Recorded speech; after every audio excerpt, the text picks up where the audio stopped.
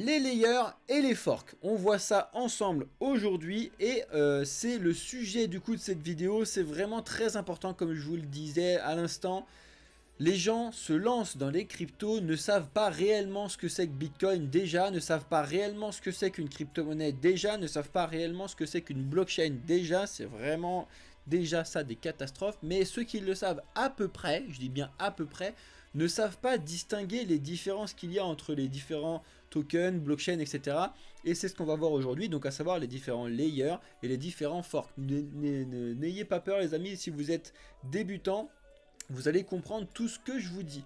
Donc je me suis appuyé sur des documents en ligne, comme ça au moins vous allez pouvoir voir en direct ce que je vous dis. C'est assez important. Mais j'ai fait pas mal de recherches là-dessus. Bon, moi, vous allez voir, je vais quand même adapter le discours avec les connaissances que j'ai moi directement. Mais on va voir ça ensemble. Alors, il faut savoir que les layers, c'est les couches, donc les différentes couches de blockchain. Et du coup, vous avez des blockchains qui sont dites de layer 0, dites de layer 1, dites de layer 2, etc. Et ça, c'est vraiment très très important à comprendre parce que je sais qu'il y a beaucoup de gens qui investissent sur des projets et qui disent « ce projet-là, il est vraiment génial, je l'adore. Par contre, je déteste ce projet-là. » Je trouve vraiment qu'il sert à rien, etc. Et qu'ils ne savent même pas que le projet qu'ils adorent est directement relié au projet qu'ils n'aiment pas du tout. Donc ça ne veut pas forcément dire qu'ils ont mal fait, bien fait, etc. C'est juste que le projet qu'ils adorent est directement corrélé avec ce qui va se passer sur le projet qu'ils n'aiment pas du tout. Et souvent, ils regardent le projet qu'ils n'aiment pas du tout, ils disent tiens, le projet que je n'aime pas du tout, il est en train de se péter la tronche, c'est génial et tout. Et ils voient que leur projet se pète la tronche aussi, ils comprennent pas pourquoi. Tout simplement parce qu'en fait, ils sont reliés. Et ils sont reliés par ces différentes couches. Alors, il faut savoir que les couches donc sont faites et la blockchain s'est faite sous forme de pyramide. Alors surtout pas une pyramide de Ponzi, je vois directement les gens dans les commentaires commencer à péter un câble alors que c'est pas du tout le cas. Une pyramide c'est sain, donc vous vous doutez bien que quand on construit une maison, on commence pas à construire la maison par le toit, on commence à construire la maison par les fondations. Donc dites-vous que les layers 0 c'est en gros les fondations. On va aller un petit peu plus loin que ça avec une explication. Je sais plus si je l'ai mis sur ce site là, mais au pire je l'ai mis sur cette chaîne là. Attendez, bougez pas 2 secondes. Non, je l'ai mis là, c'est bon. Donc, par contre, la notion de layer 0, c'est une notion qui est vraiment très récente. Avant, on parlait pas de layer 0, on parlait de blockchain layer 1 directement. La notion de layer 0 est vraiment arrivée, on va dire, 2017, 2020, quoi. Donc, les layers 0, pour vous faire vraiment très simple, c'est ce qui garantit que les blockchains comme Bitcoin, Ethereum fonctionnent correctement, d'accord? Donc en fait, c'est la base des bases qui va permettre aux blockchains de layer 1 de fonctionner. Comme je vous l'ai dit tout à l'heure, c'est du coup, c'est des fondations du réseau qui est mis en place. Donc, pardon. Dans un layer 0, on retrouve du coup forcément le réseau internet, on va pas se le cacher, on y retrouve les nœuds qui sont nécessaires pour pouvoir faire les transactions et du coup vérifier et valider. Donc ça c'est différents nœuds, vous avez toutes les technologies qui diffèrent, donc c'est un proof of work, donc avec du minage comme ça l'est sur le Bitcoin, un proof of stake comme ça l'est sur le staking, etc. Sur Ethereum maintenant, vous avez toutes ces informations là, les serveurs qui permettent de faire fonctionner différents nœuds, donc c'est ce que je vous ai dit là à l'instant, si c'est en proof of stake, si c'est en proof of work, donc il y a les validateurs de blocs qui sont dedans, il y a les mineurs, il y a les différents protocoles. Voilà, ça c'est vraiment la couche layer 0. Salut Diego, bonjour à toi et bienvenue. Je sais pas si tu étais déjà là sur Twitch, mais en tout cas bienvenue à toi sur Twitch. Vous faites plaisir à venir sur Twitch parce que vous avez beaucoup plus d'informations sur Twitch. S'il y a des bugs, dites-le moi sur Twitch les amis, je vais changer le réseau de la Wi-Fi à la 4G pour ceux qui sont sur le téléphone. Ah oui ça bug, ok, bon alors bougez pas, je vous mets tac, hop, donc ça a bugué 2 secondes. Bon, petite pause 2 secondes. Là normalement ça bug complètement. Hop, là normalement Nico et tout, vous voyez ma main en mode fluide et tout, tout va bien. Lol. C'est bon Nico ou pas désolé pour ceux qui regardent le live sur YouTube en replay. Normalement on est bon. Qu'est-ce qui se passe sur mon TikTok? Normalement on est bon là. On va continuer quand même parce que pour le coup sur Twitch tout va bien. Et n'hésitez pas à me le dire sur Twitch les amis, comme ça je vois pas. Trade-tu le Forex? Alors oui, mais c'est pas le sujet de la vidéo, Diego. Viens voir ce qui se passe sur le Discord. Et en plus, le Forex, on vient justement de faire un live juste avant avec mes collègues de 15h30 à 17h qui ont fait un live justement là-dessus. Normalement, on devrait être bon sur TikTok. Dites-moi si on est bon sur TikTok, mais normalement, on est bon. Je vois ma main qui est nickel et j'ai le truc qui tout va bien. Bref, donc je reviens. Les layers 0, c'est vraiment les sous-couches, la couche de base de construction des blockchains. Et c'est vraiment apparu à partir de 2017-2020 parce que le but du jeu des layers 0, c'est qu'il faut le voir déjà en deux types différents. On va voir un petit peu ça tout au long dans la vidéo. Vous allez voir, mais c'est à peu près simple. Vous avez les layers 0 qui sont la base des cryptos, donc derrière Bitcoin, c'est vraiment le layer 0 derrière Bitcoin. On va dire que en gros, c'est ce qu'on vient de vous dire, donc c'est le réseau internet, c'est les nœuds qui font fonctionner le réseau, c'est les validateurs, c'est les mineurs, c'est les différents protocoles qui sont écrits dans le code même de la blockchain derrière Bitcoin. Ça, c'est vraiment le layer 0, d'accord? Ça, il faut bien le comprendre. Sauf que il y a d'autres types de layer 0 qui s'appellent maintenant les layers 0 réellement, qui ont vu le jour. Je ne sais pas s'ils le mettent directement là-dessus, voilà. Donc vraiment les layers 0 qui ont vu le jour récemment, c'est Polkadot, Cosmos et Avalanche par exemple. Donc c'est vraiment les exemples de base que je vous ai pris là-dessus. C'est pas du tout les seuls. Je ne sais pas s'ils sont mis sur un autre endroit. Je vous reprends le truc. Non, on s'en fout, on va se laisser là-dessus. La base des bases, pourquoi je vous dis que Polkadot, Cosmos et Avalanche sont des layers 0? Tout simplement parce qu'en fait leur but du jeu à eux c'est l'interopérabilité entre les blockchains. Donc c'est un layer 0 parce que le but du jeu de ces projets là c'est de pouvoir relier les blockchains entre elles. Et c'est un petit peu en fait quand admettons vous prenez l'image d'un village, vous avez un village, ok, et les blockchains de niveau 1 c'est chaque maison, ok, et à l'intérieur de la maison du coup c'est les objets, et ça c'est les niveaux, c'est les layers 2, 3, 4 etc, on va le voir là-dessus. Mais du coup le layer 0, vous avez la possibilité ou de sortir de votre maison et d'aller dans une autre maison. Donc c'est ce que je vous disais tout à l'heure. Ou alors vous avez la possibilité de relier les maisons directement par le sol, parce qu'elles sont forcément mises au même endroit. Et le but du jeu de Polkadot, de Cosmos et d'Avalanche, c'est de relier les maisons du village, donc les différentes blockchains en question, directement de les relier par le sol, que ce soit le plus sécurisé possible.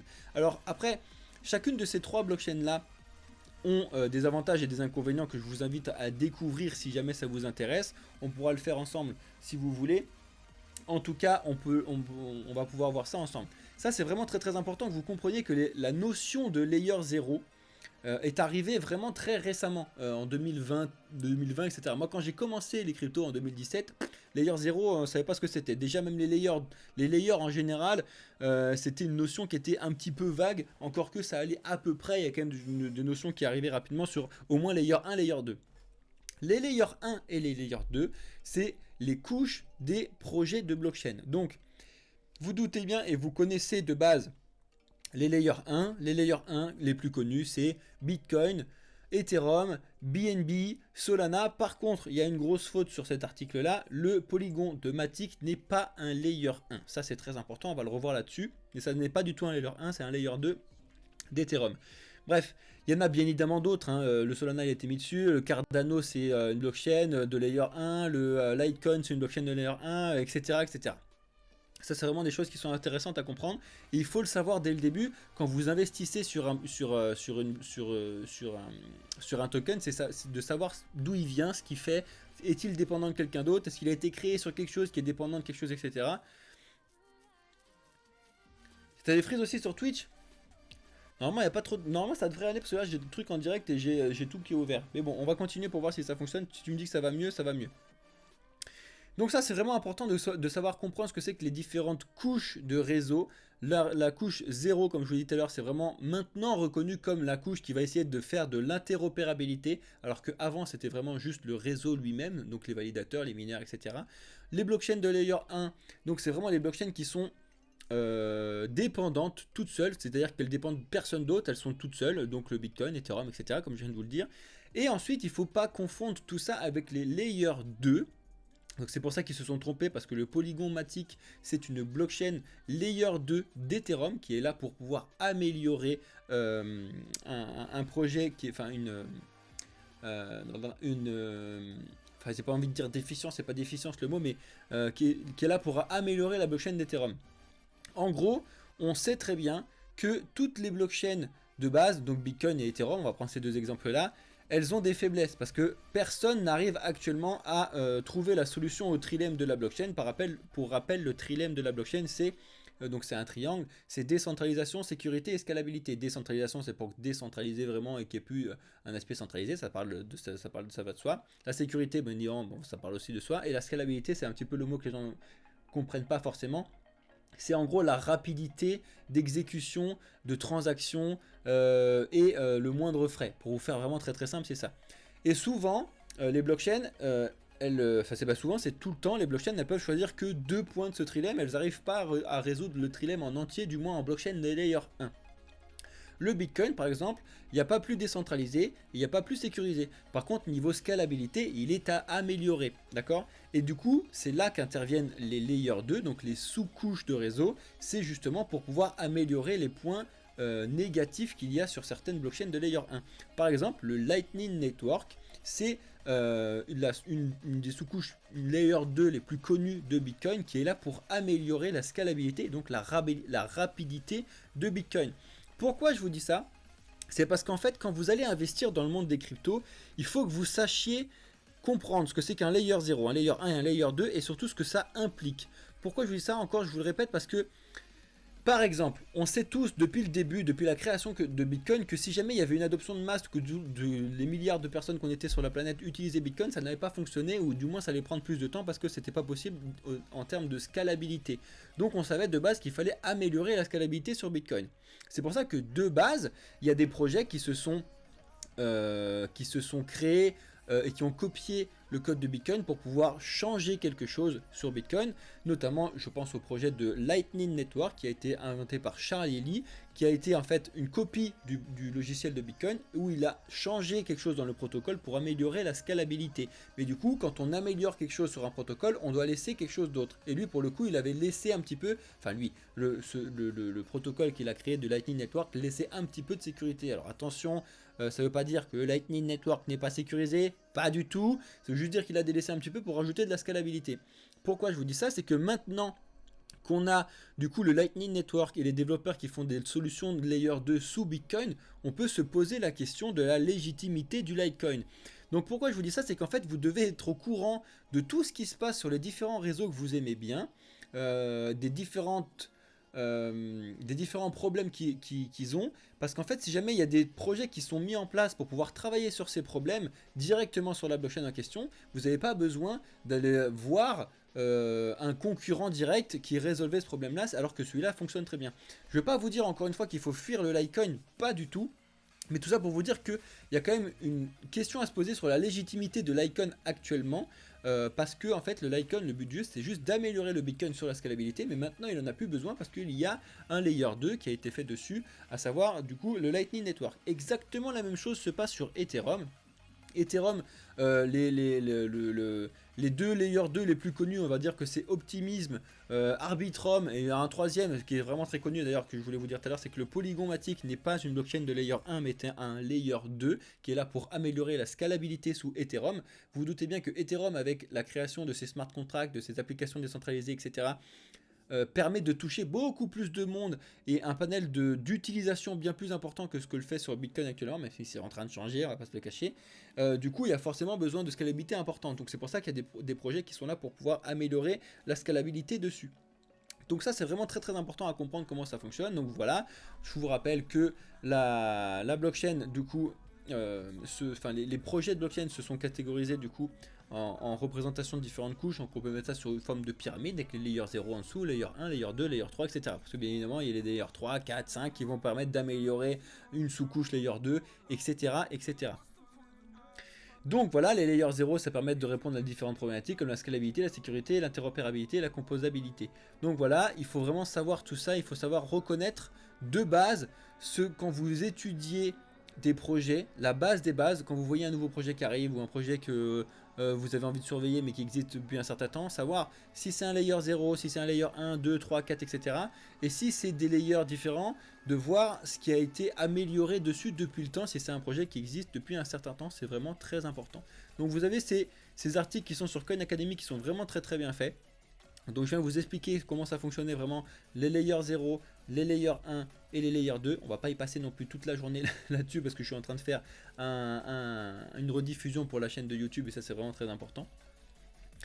Donc vous avez vu ce que c'était qu'une blockchain de layer 1. Là ils en ont mis un petit peu plus sur cette tactique là, donc je vous le rappelle, Bitcoin layer 1, Ethereum, BNB Smart Chain, Solana, Polygon, Matic ne l'est pas du tout, pardon, je le lis mais en fait il faut qu'il le sorte de là-dessus. Cardano c'en est un, XRP c'en est un, même le Dogecoin c'en est un. Le Cosmos avec l'Atom, vous voyez, ils l'ont mis là-dessus, mais il ne faut pas confondre avec le Cosmos Network qui est lui et du coup le layer 0. Donc c'est pour ça qu'il y a vraiment des choses, il faut vraiment que vous vous intéressiez un petit peu. Mais en gros, le Cosmos Hub avec l'Atom, c'est un layer 1 qui a été construit sur le Cosmos Network qui lui est un layer 0. C'est vraiment pas si, ça paraît pas si simple que ça, mais en fait en soi c'est assez simple à comprendre une fois qu'on a compris comment ça fonctionne. Donc vous avez toutes les informations sur ces différentes sites que je vous ai mis là-dessus. Et du coup voilà, le trilemme de la blockchain, comme je vous l'avais dit, la décentralisation, la scalabilité et la sécurité. Vous voyez du coup à peu près où se situent les choses. Donc je vous l'ai dit, sécurité, décentralisation, en très connu vous avez le Dash, Ethereum et le Bitcoin, qui prônent la scalabilité et la décentralisation. Vous avez Polkadot et le Cosmos, parce que forcément le but du jeu de eux c'est vraiment d'être des layers 0 et donc de proposer du multi-chain, voilà, environnement, c'est ce qui est écrit dessus. Et du coup par exemple qui propose de la scalabilité, de la sécurité à fond mais qui est un peu moins décentralisé, c'est la Binance Smart Chain, vous savez pourquoi, du Solana, vous savez pourquoi. Vous avez un petit peu toutes ces différences là. Et vous vous doutez bien qu'il n'y a personne au milieu là qui a résolu tout le problème en entier.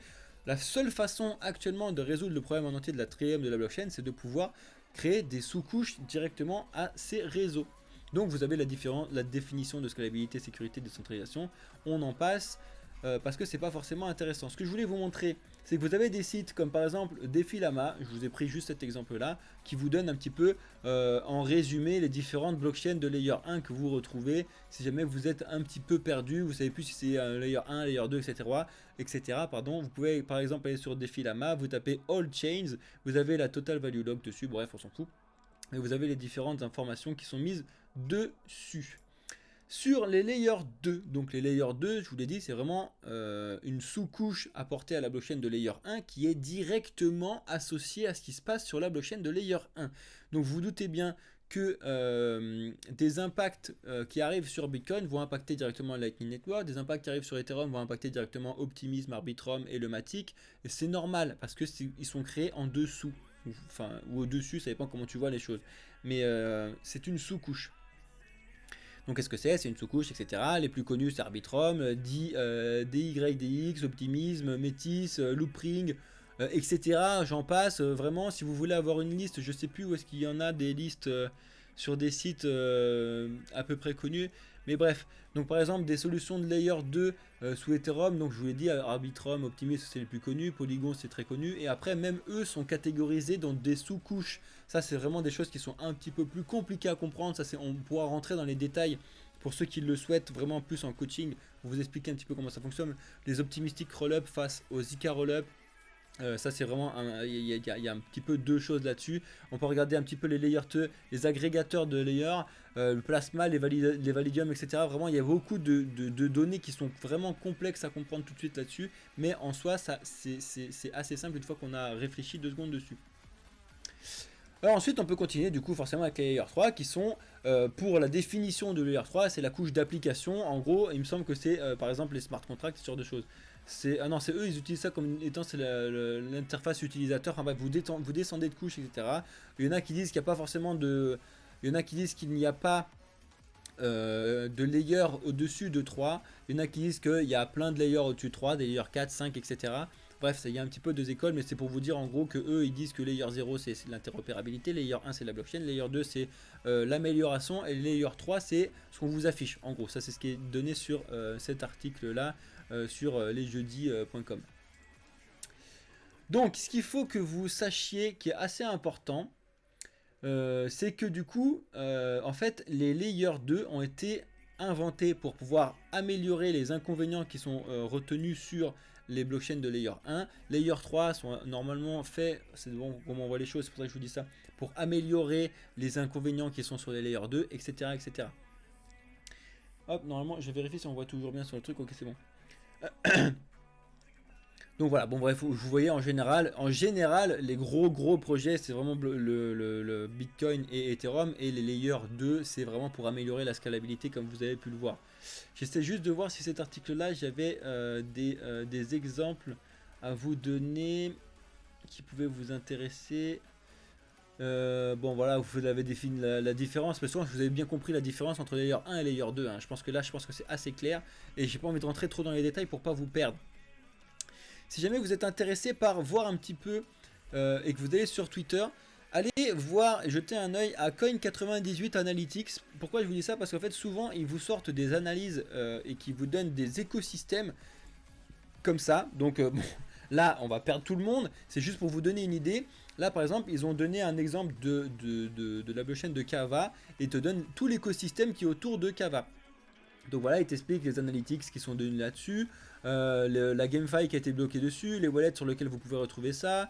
Je vous passe un petit peu les choses, le yield que vous pouvez faire dessus, les exchanges décentralisés qui proposent d'échanger du Kava, la cross-chain, donc avec quels autres blockchains le Kava peut discuter, donc Ethereum, Cosmos, bien évidemment, Seller, Multichain, BNB, etc. Vraiment, vous avez ces informations-là qui sont résumé sur beaucoup de threads de Coin98 et c'est assez intéressant. Voilà, ça je le trouve assez intéressant aussi, c'est que les constructeurs, quels sont leurs blockchains préférés pour pouvoir construire des projets autour des cryptos. Donc vous voyez là-dessus, à 28% ils sont choisis sur Ethereum, c'est les Layer 2 qui sont à 26%, le Solana 14%, etc. Et ça a été mis à jour le 15 mars 2023, mais ça change forcément, etc. Donc tout ça c'est des blockchains de Layer 1, etc. Et vous avez plein d'informations comme ça là-dessus. Si ça vous intéresse, vraiment allez suivre. Je ne suis pas du tout payé par Coin98 ou quoi, c'est juste parce que si jamais vous avez envie de dig, ça fait partie des endroits intéressants à regarder. Ensuite, là, on a passé en une vingtaine de minutes, on est un petit peu loin, les layers, parce que c'était vraiment très important. Et maintenant, je veux que vous compreniez la notion de fork. Parce que la notion de fork est pas claire et a été un petit peu utilisée à tout va sur plusieurs façons. Par exemple, le Litecoin est dit que c'est un fork de Bitcoin. Quand on dit fork, dans ce sens-là, il faut plutôt dire clonage. Parce qu'en fait, il y a des blockchains comme le Litecoin, comme le Dogecoin, etc., qui en fait sont la copie d'une blockchain existante. Donc le Litecoin, ils ont copié ce que je vous disais tout à l'heure, le code de Bitcoin, parce que n'importe qui peut le faire, et vous pouvez créer votre propre Bitcoin si vous voulez le lancer, parce que vous avez le code de Bitcoin qui est en open source, vous pouvez faire un copier-coller et le lancer, ça fonctionnera. Juste personne va aller sur votre truc parce que c'est le copier-coller de Bitcoin, donc voilà, faut pas avoir fait l'ENA pour comprendre ça. Mais il y a des projets qui ont du coup copié le code de Bitcoin, et des développeurs comme par exemple Charlie Lee a changé, ce que je vous disais tout à l'heure, la partie scalabilité de la blockchain de Bitcoin, et a dit tiens ça j'aime pas, je vais l'améliorer, et du coup ça crée un tout nouveau protocole, et donc une toute nouvelle blockchain de layer 1, et qui pour le coup est le Litecoin. Donc c'est pas un layer différent de Bitcoin, mais c'est juste qu'il faut comprendre d'où viennent ces forks. Et donc c'est forks dans le sens de clonage, parce que c'est intéressant de comprendre à l'avenir, parce que ce clone a été fait pour pouvoir travailler sur un problème de l'autre clone, et quand vous étudiez ces clones là, il faut que vous compreniez est-ce que ça vaut le coup de regarder ce qui se passe sur le Lightning Network actuellement, parce que ce que je vous disais tout à l'heure, c'est que le Litecoin a été créé pour améliorer la scalabilité de Bitcoin, sauf que la scalabilité de Bitcoin a été améliorée directement avec son layer 2. Donc là, la question est à se poser. Par contre, lors du lancement de Litecoin, c'était très intéressant d'investir sur le Litecoin et d'avoir du Litecoin parce que la scalabilité de Bitcoin était à discuter. D'accord? Donc ça, c'est vraiment les forks quand on le voit. sous forme de clonage. Donc il y en a plein, par exemple le Dogecoin est lui-même un fork du Litecoin qui est lui-même un fork de Bitcoin. Donc il y a des forks de forks de forks, vous pouvez en avoir de partout. Par contre, les vraies réelles notions de fork, normalement, vous devez les comprendre sous les termes de soft fork et de hard fork. Parce qu'en fait, les forks, c'est vraiment en fourchette en français. Et en fait, les soft forks, c'est un changement qui est opéré sur une blockchain, mais qui n'affecte pas les blocs précédents. Donc, ça a été vu plusieurs fois. Je ne sais pas si j'ai l'exemple là-dessus, parce que j'ai fait beaucoup de... Donc ça, c'est les soft forks, etc. Tic-tac-tic. L'intérêt c'est fort, c'est fort. Donc c'est un lancement 12 que je vous disais là-dessus. Voilà, j'ai un exemple. Dans le cas de Bitcoin, un soft fork peut apparaître soit par MASF, soit par... Bon, ça c'est pas l'exemple. Je voulais avoir l'exemple. Il est où mon exemple? Voilà. Un des soft forks sur Bitcoin, par exemple, ça a été le type d'adresse en P2SH, ok, ou BIP16, qui a été intégré au réseau afin de faciliter l'implémentation et du coup de créer des nouvelles versions sur les smart contracts. En gros, c'est la création et la mise en place des smart contracts sur Bitcoin. Il me semblait qu'il y en avait un autre au-dessus.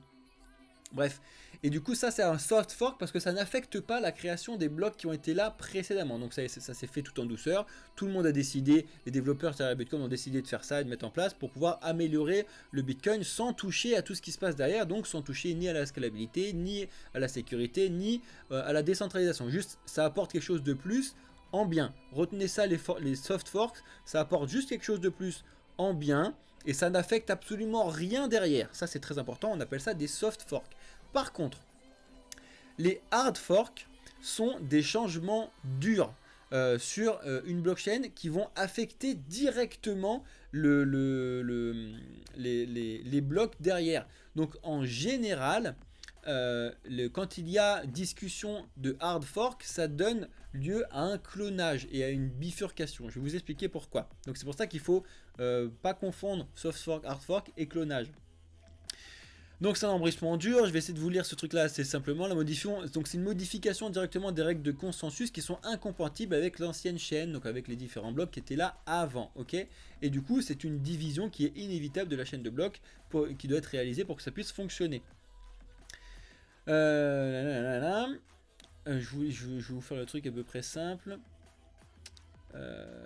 Voilà, donc il y a des hard forks qui ont été réalisés et qui fonctionnent toujours et qui n'ont pas donné lieu à un clonage. Par exemple sur l'exemple de Bitcoin, c'est vraiment très important. Il y a eu un hard fork London qui a été déployé en succès en 2021 sur la blockchain d'Ethereum. C'est plus connu sous le nom de EIP, je sais plus quoi, et qui en fait affecte directement la blockchain d'Ethereum parce que à partir de ce moment-là et à partir du moment où ils ont mis en place le hard fork, les nouveaux blocs qui sont minés dessus sur la blockchain d'Ethereum sont complètement différents des blocs d'avant. Et ça a impacté ici le fait que l'Ethereum est devenu inflationniste, c'est-à-dire que déflationniste, pardon. C'est-à-dire qu'à chaque fois qu'il y a des échanges d'Ethereum, les frais de gaz qui sont utilisés pour ça, une partie est brûlée, qui fait qu'en fait l'Ethereum, plus on l'utilise, plus il y a des Ethereum qui sont brûlés. Et donc c'est un hard fork qui s'est fait bien sur Ethereum, c'est pour ça qu'Ethereum n'a pas bougé. Par contre, Ethereum a déjà connu un hard fork qui a complètement changé et qui a donné lieu à une duplication et donc à un clonage. En 2016, il y a eu un gros sujet et une faille dans le projet The DAO. Et du coup, il y a eu une grosse discussion, il y a eu 50 millions de dollars à l'époque qui avaient été subtilisés aux utilisateurs. Et du coup, il y a eu beaucoup de discussions autour des teams de développeurs chez Ethereum, à savoir que il fallait tout simplement fermer The DAO et laisser tourner la blockchain parce que ça fonctionnait très bien, c'était juste The DAO le problème, et l'autre qui avait dit non, on va tout fermer et on va faire un nouveau truc. Donc ce qui s'est passé, c'est que comme les deux n'arrivaient pas à se mettre d'accord, eh bien, il y a eu une séparation de la blockchain et donc un clonage. Et donc l'Ethereum que vous connaissez actuellement, c'est le nouvel Ethereum.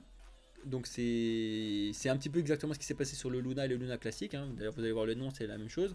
Donc suite à ça, vous avez le nouvel Ethereum qui s'est fait, et l'ancien, parce qu'ils disaient que tout allait fonctionner, ils ont juste viré The DAO, parce qu'effectivement l'ancien Ethereum fonctionnait très très bien, le problème était juste dans The DAO. Donc ils ont viré The DAO et ils ont continué la blockchain de leur côté.